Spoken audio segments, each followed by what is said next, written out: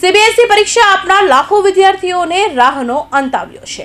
સીબીએસઈએ ધોરણ 10 અને 12નું પરિણામ જાહેર કર્યું છે। આજરોજ સીબીએસઈ બોર્ડ દ્વારા ધોરણ 10 અને 12નું પરિણામ જાહેર થયું છે। મોટા વરાછાની શિક્ષણ ક્ષેત્રે સતત અગ્રેસર રહેતી સંસ્કાર તે જ્ઞાનપીઠ સીબીએસઈ બોર્ડમાં ધોરણ 12 વિજ્ઞાન પ્રવાહમાં A1માં 14 વિદ્યાર્થી અને A2માં 24 વિદ્યાર્થીઓએ પ્રાપ્ત કર્યા છે। વિરાણી ઋષિ 96% સાથે પ્રથમ ક્રમાંક મેળવ્યો છે। શાળાનું 98% પરિણામ રહ્યું છે। ધોરણ 12 સામાન્ય પ્રવાહમાં A1માં 2 વિદ્યાર્થી અને A2માં 6 વિદ્યાર્થી સાથે શાળાનું પરિણામ 100% રહ્યું છે, જેમાં ખુશ ડોબરિયાએ 95.60% મેળવીને પ્રથમ ક્રમાંક પ્રાપ્ત કર્યો છે। ધોરણ 10માં A1માં 14 વિદ્યાર્થીઓ અને A2માં 31 વિદ્યાર્થીઓએ પ્રાપ્ત કર્યા છે। ધોરણ 10નું પણ હંમેશાની જેમ 100% પરિણામ રહ્યું છે, જેમાં મિત્વ ખડેલા અને માંડવીય દેવવ્રત 94.60% મેળવી શાળાનું અને માતા પિતાનું નામ રોશન કર્યું છે। વિદ્યાર્થીઓએ પરિણામમાં મેળવેલી ઉત્કૃષ્ટ સિદ્ધિ બદલ શાળાના તમામ ટ્રસ્ટીઓ, principal Shri Manjit Suhag, vice principal Shilpa Lakhani, coordinator, શિક્ષકો અને સીબીએસઈ શાળા પરિવાર ખૂબ ખૂબ અભિનંદન પાઠવે છે। હું જીએ કનૈયાલાલ કંસારા, કઈ સ્કૂલમાં અભ્યાસ કરો? સંસ્કાર તે જ્ઞાનપીઠ। કઈ પ્રકારનું રિઝલ્ટ છે? અહીંયાનું રિઝલ્ટ બહુ સારું હોય છે દર વર્ષે। કઈ પ્રકારની વર્ષમાં મહેનત કરી હતી, કેટલું સારું રિઝલ્ટ? અહીંયા દર વર્ષે બહુ સારી મહેનત કરી હતી અને મેં તો ફૂલ તૈયારી કરી હતી। શું બનવા માંગે છે? હું ડૉક્ટર બનવા માગું છું। ફેમિલીમાં કોણ હતું? મારા મુખ્ય તો મારા ફેમિલી અને ટીચર્સ, પ્રિન્સિપલ, વાઇસ પ્રિન્સિપલ બધા। શ્લોક ચિરાગભાઈ ચોપડા, કઈ સ્કૂલમાં અભ્યાસ કરો? સંસ્કાર તીર્થ જ્ઞાનપીઠ। આજે રિઝલ્ટ આવ્યું છે, કેટલી ખુશી છે અને કેટલી મહેનત કરતા? બહુ જ ખુશી છે, બહુ જેટલું મહેનત કરી છે એનું પરિણામ મને મળી ગયું છે। ધાર્યું એટલું મળ્યું કે? હા, ધાર્યું એટલું મળી ગયું છે। કઈ રીતની વર્ષ દરમિયાન આખી તૈયારી કરી? વર્ષ દરમિયાન પૂરી તૈયારી હતી મારી સાથે, શિક્ષકોની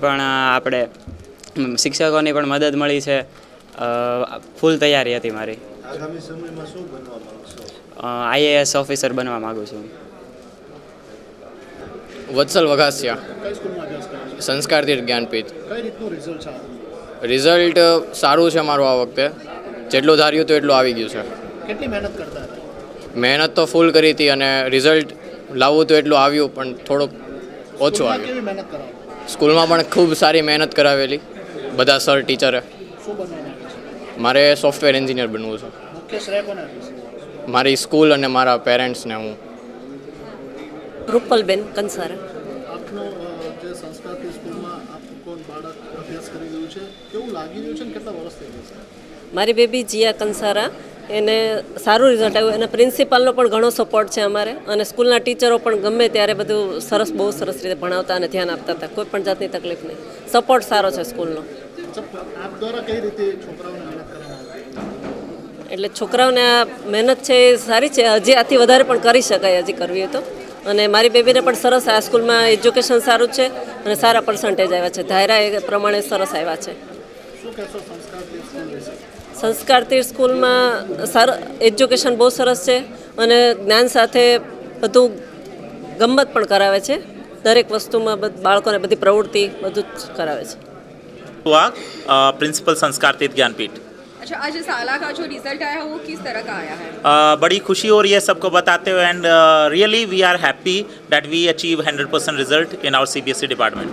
अच्छा, 10th का कैसा रिजल्ट है, 12th का कैसा रिजल्ट? 10th क्लास का 100% रिजल्ट है, कॉमर्स का हमारा 100% रिजल्ट है और साइंस में हमारा 98% रिजल्ट है। अच्छा, पिछले साल की तरह इस साल कैसा रिजल्ट आया?